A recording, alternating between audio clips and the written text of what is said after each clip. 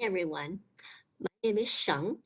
I'm a personal finance blogger at Save My Cents. You can see my email below. And today I'm going to be talking to you guys about the money mantras that you need now and forever. A little bit about me. You can see on the left side here my age and some milestones that I'm, pretty proud of. I went to Harvard. I went to University of Chicago. These were really great experiences that Harvard was paid for by my parents, and University of Chicago I went for. When I was in my 20s, I already had a pretty high five-figure salary. I earned bonuses, and I had a gross savings rate, which is the percentage of my pre-tax income that I saved each year, of about 30%. Also, at age 21, I started a side hustle as a wedding and portrait photographer. By age 25, I reached $100,000 in net worth. From ages 22 to 31, this side hustle earned me about $200,000 in profits that I then invested over time. And from ages 27 to 31, I had about six figures of salaries and bonuses. And I increased my savings rate up to 40 to 50% over this time. By age 31, I reached the ability to be work optional, which also is known as financial independence. The reason why I want to talk to you guys about money mantras, and I'm not about investing, I'm not going to tell you about how to invest for retirement and how to earn a lot more money, is because your say to yourself, what you believe about it, that influences here. It influences your health. It influences what you decide to do every day. It influences how you decide to relate to people. So money mantras matter. And if these are things that you don't believe in, then you're going to have a lot more trouble reaching success. The money mantras I'm teaching you today are exactly the ones that I followed to achieve all the worldly success that I have been able to achieve during that timeline. So let's get started. One that I love to promote the most because it was the hardest lesson for me to learn. I didn't make this up, but I really want all of you to try this. Try at least once a day. Turn all of your I have to I get to. Why? Because if you cannot be grateful for what you have today, then how are you expected to be grateful with what you have when you have more? You need to learn gratitude now. Try this. Oh, I have to care for my, no, I get to care for my baby. I have to talk to my spouse about something hard. No, I get to be in partnership with a strong spouse. I have to eat leftovers. Have enough food to make leftovers. See how much of a huge seismic shift that results when you just say that one phrase. I was able to use this phrase to really rewire my brain and to not take a lot of situations for granted. Not only that, this allowed me to be positive and happy in the moment whenever I was going through something hard. Personal finance. Since we're all talking about finance here, I want to remind you that this is about 80% emotions and 20% knowledge. You might be saying, oh, Sheng, you went to such great schools and, that's why we're good at finances. I'm never going to be able to do that. Not necessarily true.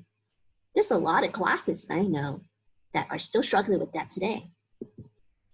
Remember, the most important math that I think you need to know in personal finance is exponential math. So yes, unfortunately, personal finance is not widely taught in schools, but you were taught how to do exponential math at some point in your life, assuming that you've gotten a high school degree. And that doesn't seem to be the problem. The problem doesn't seem to be that people don't know how. Think about this. There's people with advanced degrees, with PhDs, with MBAs, with masters and other doctor's degrees that still who can still have a lot of consumer debt. I personally know of someone like that. Also, if you look at the list of the billionaires, the top billionaires in the world, they're not all mathematicians. If knowledge was the only reason why, well, stopping you from getting wealthy, then shouldn't all the richest people be really good at math because that's personal finance? No. And also think about it. Consumer advertising, the ads that drive you to spend, it's not a factual ad. These ads focus on your emotions. They focus on creating a setting that makes you feel something and take that feeling to go buy something. That's why personal finance is more about your emotions than anything else. I've been around a lot of successful people. I've worked in startups, I've worked in technology, I've been part of really cool meetings where I get to see notice about all of them. And this is what venture capitalists would say. This is what any entrepreneur will tell you. The most successful people have one thing in common. It's that they persist. Sure, some successful people also benefit from, knowledge and a lot of money and luck, but not everyone has that. But most of them basically have this one thing in common. So let's take it down to two real examples that I hope you can relate to. J.K. Rowling. I don't think she needs any introduction, but in case you don't know her, she's the British novelist most famous for the Harry Potter series. She became a billionaire and then eventually became a millionaire because she gave away so much of her money. She grew up with a mother who died when Rowling was really young. Her marriage failed, essentially. She contemplated suicide. Of course, it's not easy to go through. And it took 7 years from the beginning of the idea for Harry Potter to getting that first publication. And on that road, she has shared that she's seen a lot of rejection, but she persisted. Chris Gardner. Some of you may not know who Chris is, but you may have heard of his story.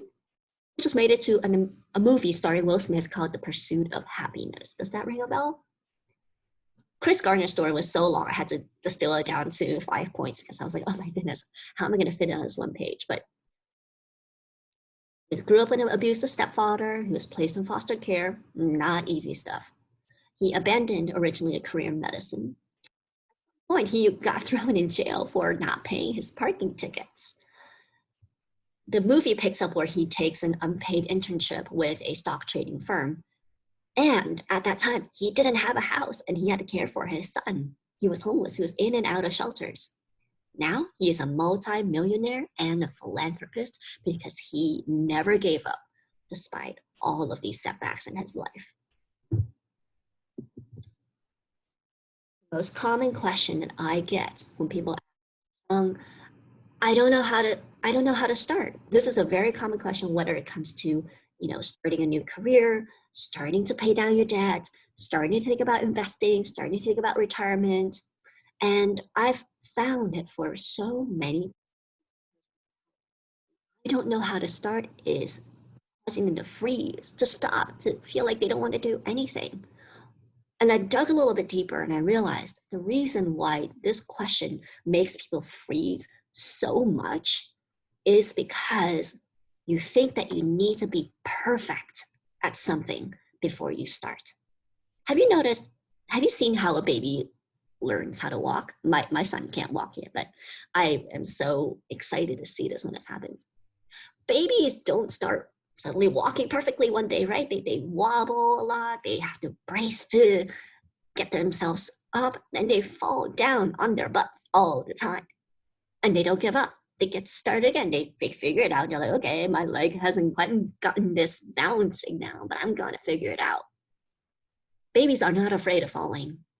But somehow, as we got older, we became more risk averse and we get afraid of failure.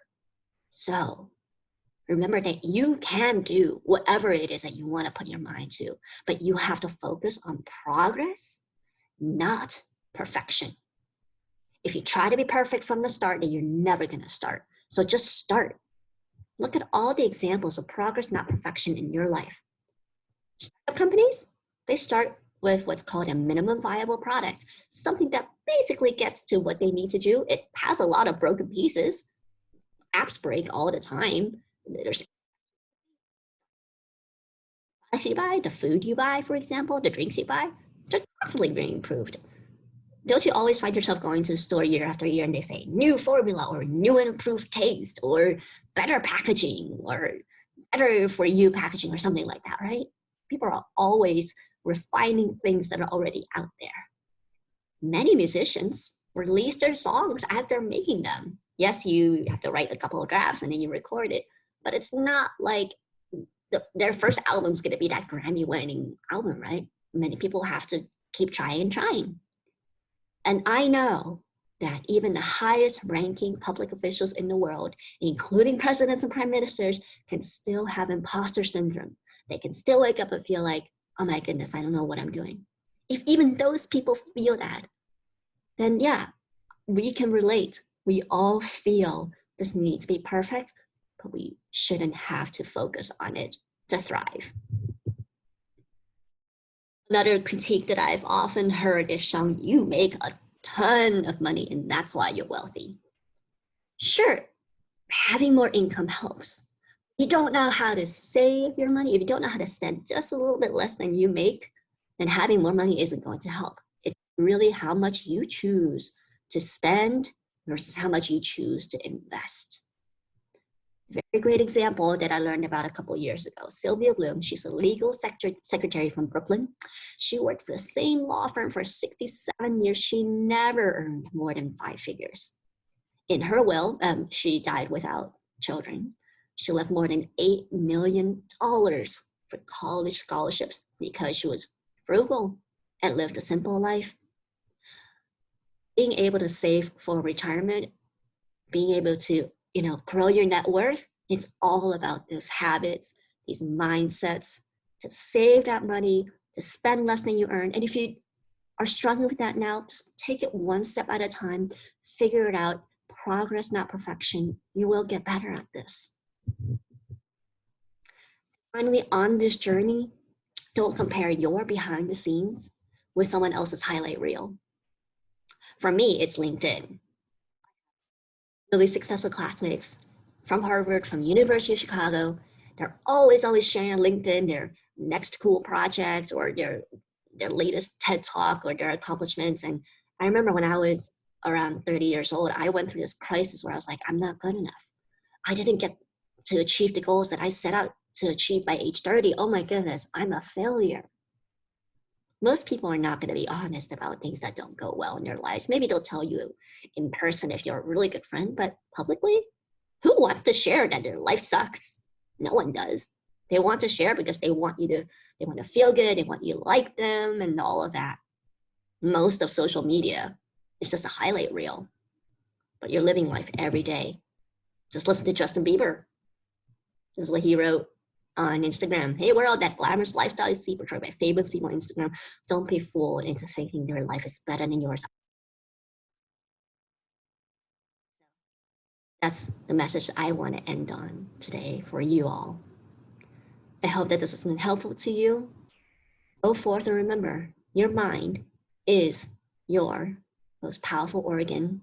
Feed it positivity and it will get better. Thank you.